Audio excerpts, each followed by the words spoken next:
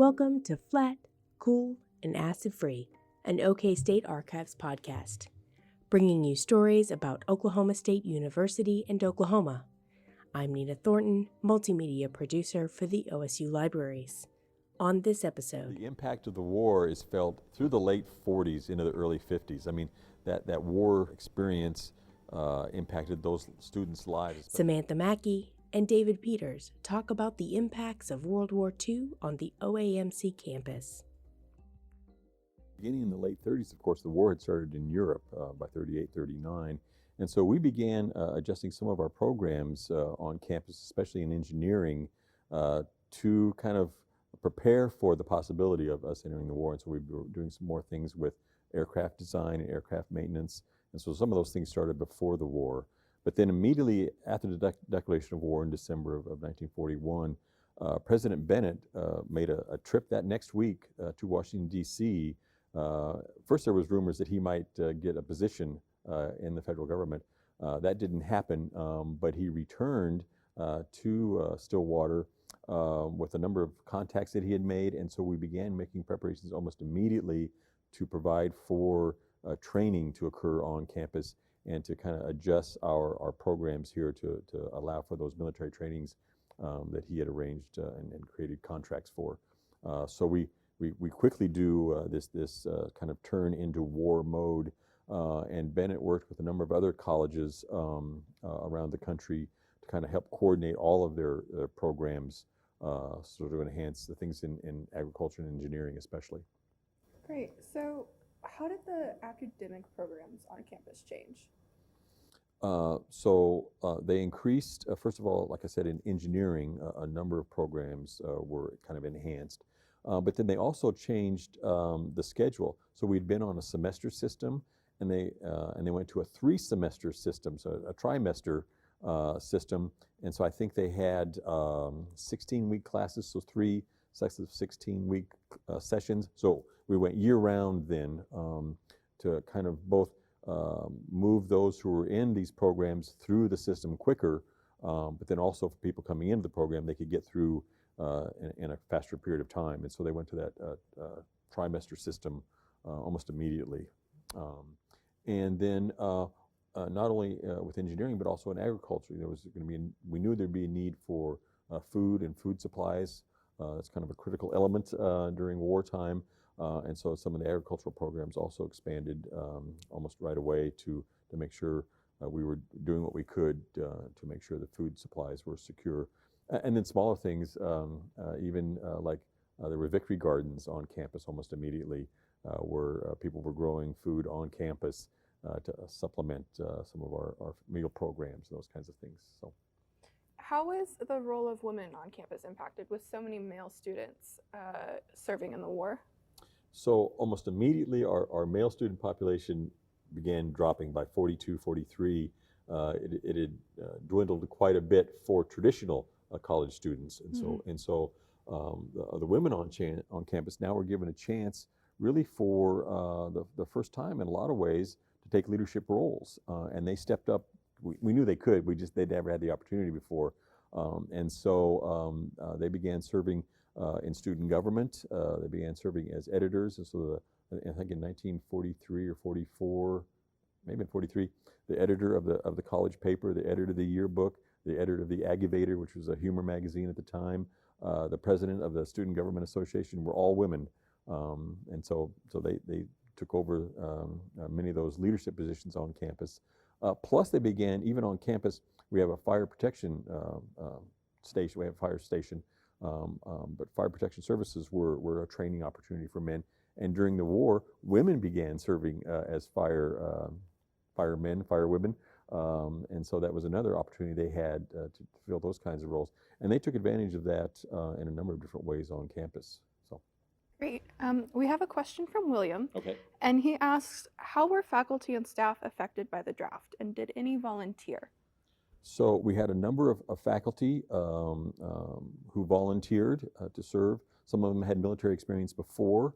One of our deans, Dean of Engineering, Philip Donnell, stepped away from his activities here on campus, became a colonel, and served overseas and here stateside. So there were quite a few who, both from administration on to regular faculty, who left temporarily. Pete Lohman, who was also a new faculty member in engineering, stepped away. I think he was in the Marines for a while. And then, this is kind of related to that, but there were also individuals who came to campus for various military training programs who would later come back to campus. Bennett Basor was in engineering as a trainee, as a student. He later comes back and is on the faculty here. A fellow by the name of Robert Comm attends radio school here during the war. Later comes back to be our Dean of our Arts and Sciences and eventual OSU president. So there was a lot of people, both as students and as faculty, who either would step away or had training here and brought them back. So, David, you've talked about these military training programs before. Can you tell us a little bit more about what these programs were? So there were programs in radio communications and radar. There were programs by clerical programs for women. The WAVES were brought to campus, and they were taught like shorthand and typing and those kinds of things. I think we had over 11,000 WAVES. We were one of 4 or 5 national training programs for WAVES, and so they were brought to campus in a series of training. So usually, I think they were here for probably about 4 or 5 months, and then another group would come in. And aircraft maintenance, aircraft construction. We had a flight school. We also had some language training that occurred here. And I recently just heard that we even had some people involved with working with some of the code breaking activities that were trained at A&M. And so there's a variety of different programs that impacted a lot of people during the war, where they received their training here and go off and serve. So with so many members of military training programs on campus, how did campus have to adjust to accommodate all of them? So the demographics changed dramatically. One of the first things that happened, many of the fraternities on campus, in fact, I think there were 11 of them eventually, who, since they had very few members living at these fraternity houses, made the houses available for traditional students on campus who weren't in military training programs to live in the fraternity houses off campus, that then freed up the spaces on campus, the dormitory spaces on campus and residence halls, to make available for training programs. The fraternities were called Victory Halls, and so I think it were Victory's Halls 1 through 11. And so a lot of traditional students stayed in the Victory Halls. I mentioned the going to the trimester thing. That impacted a lot of the other programs then with training. Of course, we talked about women stepping up, so that changed too. Then we brought in some temporary classrooms, so that those were changes to the physical campus. I'm trying to think of some other things that impacted the campus, but we really went to a wartime stance, and I think we figured that we were a part of this great effort and doing what we could locally. On campus, there was just, and some of the faculty, of course, were leaving. So they just had to do a lot of shuffling to make accommodations for all of these changes that were occurring fairly quickly. But I think one of the major ones was moving many of the traditional students off campus to free up campus housing for military training programs. Great. Okay. Well, we have a question from Anthony. Okay. And he asked, was the Oklahoma State University Army ROTC around during the war? Yes, it was. It had been active actually since the end of World War I, and we had, I think, one of the largest ROTC units, in fact, maybe the 3rd or 4th largest in the nation at the time. I think after Penn State and maybe Ohio State, I think we were like 3rd or 4th. And so yes, they were very active on campus and involved with both traditional classic higher education training plus military training plus their officer training for entering the service. So we have a question from Neil, and he asked, Which year would you say that the true military impact ended on campus? Would it be late 50s, mid 50s, or when would that be?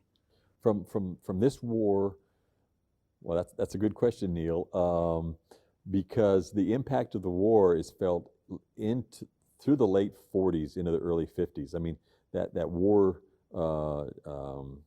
experience impacted those students' lives, especially those people who returned. And so I'd say in the late 40s, early 50s. And by then now we start getting into Korea, and there's kind of another little blip for Korea. But the war really had an impact on campus and our demographics in a lot of ways into the early 50s. Okay. And then we have a question from Anthony, who asked, did everyone wear uniforms to school during the war? If you were in the military, you did. If you were in military service, you wore a uniform. And so for those people who had come here for military training, of course they wore uniforms. For those students in ROTC, they would wear uniforms. So yeah, in fact, it was probably rare for someone not to wear a uniform on campus during the war. And so no matter what branch of service you were in, male, female, a lot of people wore uniforms. So yeah, that was very common. And then we have another question from Carla, and she asked, were the temporary Quonset huts used after the war? Yes, they were used for quite an extensive period of time. You know, they were considered temporary, but some of those Quonset huts, I think, lasted longer than some of our original permanent buildings. I mean, it was amazing that they just had a life of their own. I remember them still in the 80s. There were still Quonset huts near the center part of campus. And it took a long time to dismantle Vet Village. It was there for a long time too.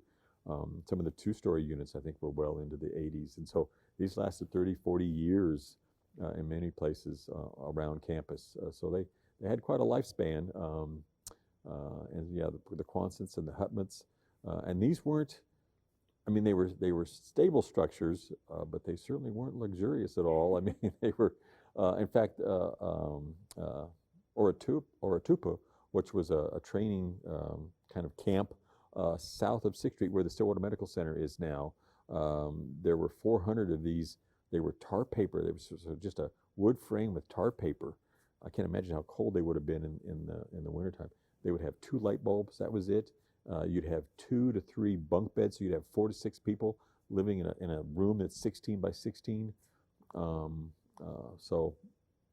they lasted actually probably for 10 or 15 years, and then they disappeared.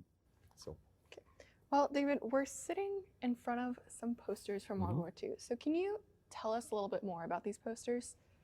So this is just a sampling of the many posters we have during World War II. You know, in World War II, posters would be like the social media of our day, and so they were very common to find posters displayed on any public building, post offices. They were just all over the place, and it was a way of getting the message out regarding a number of different activities. You know, buying war bonds, service, being careful about what you talked about. You know, so they would you know, censor things if it was too sensitive. But it was really the social media of the day, and so we literally have dozens and dozens of posters which reflect that period of time in World War II. Some people might call it propaganda, but I really prefer social media and a communications avenue to get the word out. It was a visual. They were easy to understand and relate to, and so it was a way of promoting various activities and really people's intimate involvement with the war. You could learn about through these posters. So they're very common. Public buildings had them all over the place, and we're very thankful to have a number of those here. So. Well, one last question before we go. If I wanted more information about World War II and how it affected campus, where could I look in the collections for that? So we have a number of individual collections, like we have a waves collection that specifically talks about the waves. We have a number of collections related to engineering and talks about the College of Engineering and their involvement with the war.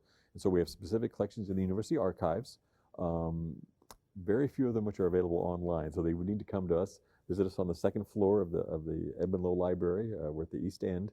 but we have collections specifically about World War I, World War II, and then we have other collections that may have information about them within them. So maybe they're not specifically about World War II, but there'll be information about the war and the impact of the war.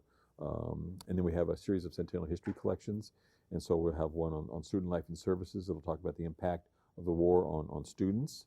So we have a number of different collections that we're happy to share with people.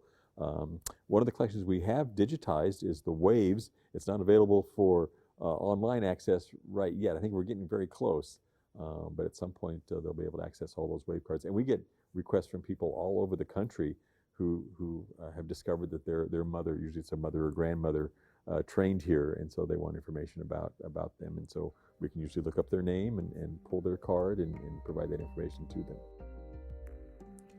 This segment was part of the Archives Live, a monthly video broadcast on the Archives Facebook page. Join us there to ask questions, share your story, and see photos from the OSU archival collections. This episode highlighted a segment from the Archives Live, a monthly video broadcast on the Archives Facebook page. This episode featured Samantha Mackey and David Peters and was produced by Nina Thornton.